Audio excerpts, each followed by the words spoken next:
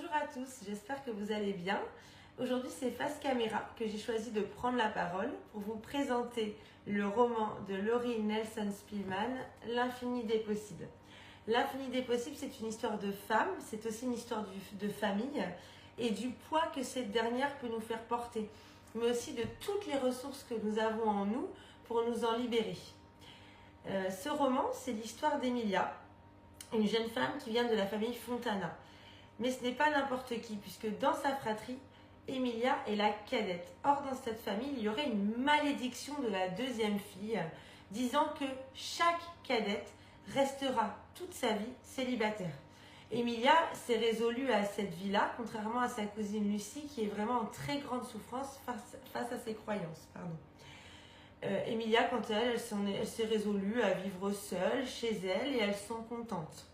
Un jour, sa vieille tante Poppy va venir vers elle et va leur proposer à elle et Lucie un voyage en Italie. Elle leur promet de les libérer de cette malédiction en retrouvant son grand amour, l'amour de sa vie, sur les marches de l'église dans laquelle elle s'est mariée avec lui des années auparavant, le jour de son 80e anniversaire. Donc voilà, c'est vraiment un roman qui est très fort et qui mêle à la fois tout ce qui est paysage magnifique, parce qu'on voyage au cœur de l'Italie, notamment de la campagne italienne, mais aussi les secrets de famille.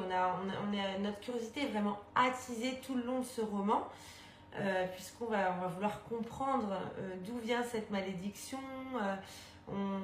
Finalement, on cherche à savoir si on pourrait y croire un peu et d'où ça vient et qu'est-ce qu'il y a derrière tout ça. Voilà.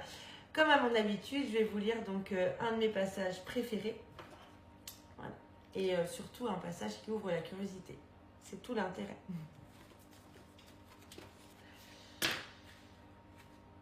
Poppy hoche la tête.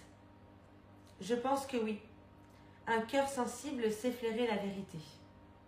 Mon cœur se serre pour Poppy, ma nonna.